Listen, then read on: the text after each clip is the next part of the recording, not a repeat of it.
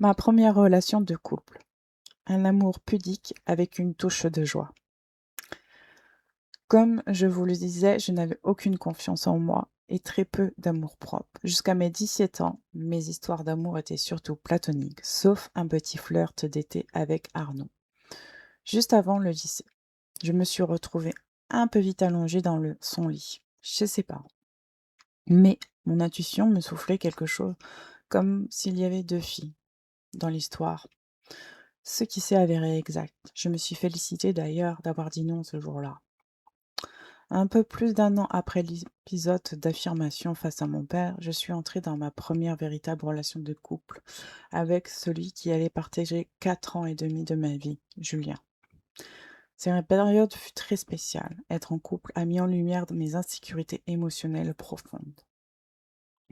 Avec le recul, je réalise que Julien était l'une de mes âmes sœurs. Il m'a ouvert en douceur à certaines de mes ondes, mais nous les rejouons ensemble en boucle. Nous avions une dépendance affective étouffante, que la plupart des couples considèrent normale. S'envoyer un message à chaque départ, à chaque retour, se rendre des comptes en permanence, se rassurer mutuellement au point de s'étouffer, dire je t'aime si souvent que le mot perdait de sa vibration, de son sens profond. Une proximité physique façon superglue karmique. Peu à peu, nous nous sommes enfermés dans une routine. À mes 21 ans, j'avais l'impression d'être dans un vieux couple. Cette sensation m'a choquée. Elle a agi comme un début de réveil, un petit électrochoc dans cette anesthésie collective que l'on nomme souvent être amoureux.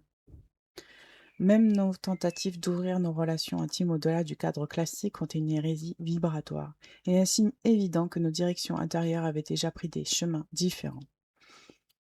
Nous ne regardions plus dans la même direction. 2 événements ont prouvé que ma décision de me séparer de lui. La première fut une remarque de mon ex-belle-mère, avec qui je m'entendais très bien. Après une énième tentative de sortir en couple, elle m'a regardée et m'a dit: «Comment tu fais pour rester avec mon fils?» Cette phrase m'a transpercée.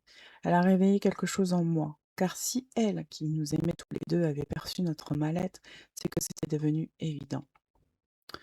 Le deuxième événement a eu lieu l'été suivant. Nous étions à Monaco, chez sa tante, pour un mois d'août de vacances. Mais, dans ce cadre lumineux, la dissonance de nos fréquences est devenue éclatante. Un soir, au coucher du soleil, nous étions en rapport intime sur la terrasse. Depuis toujours, j'ai ce besoin instinctif et inné de plonger dans la profondeur énergétique des relations intimes. Et même aujourd'hui, je ressens encore cette frustration. La plupart des relations sont comme des pétards mouillés, sauf quand j'en pratique seule. Surtout qu'une connexion intime s'est installée avec les années, avec mon énergie.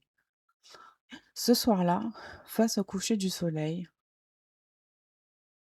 ma conscience s'est élargie.